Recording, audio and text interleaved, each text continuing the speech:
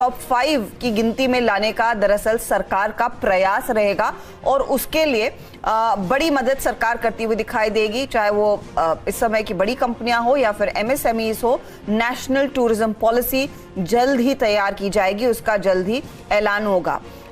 2030 तक यानी कि अगले 8 सालों तक भारत टॉप 5 टूरिस्ट डेस्टिनेशंस में शामिल होगा।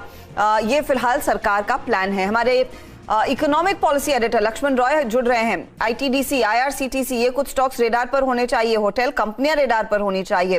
लक्ष्मण, क्या पिकअप कर रहे हैं आप? किस तरह के इंसेंटिव्स दिए जाएंगे इंडियन ट्रैवल और टूरिज्म कंपनियों को, इस सेक्टर को?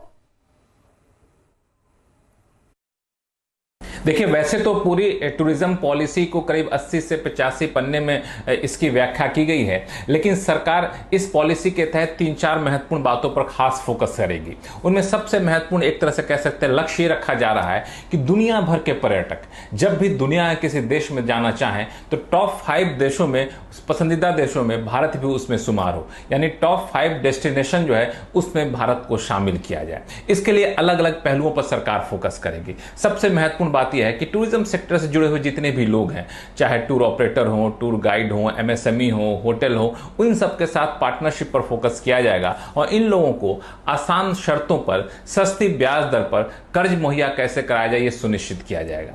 इतना ही नहीं, जो अलग अलग फंड के लिए जो प्लेटफॉर्म होते हैं, चाहे फॉरेन डायरेक्ट इन्वेस्टमेंट हो, एफपीआई हो, पोर्टफोलियो इन्वेस्टमेंट हो, इन सबको किस तरीके से आकर्षित किया जाए, इसके लिए नियमों में सरकार जरूरी बदलाव कर सकती है। एमएसएमई पर खास फोकस किया जाएगा। एमएसएमई पर फोकस करते हुए उनको मार्केटिंग के लिए टेक्निकल असिस्टेंस दिया जाएगा, मार्केटिंग के लिए असिस्टेंस दिया जाएगा।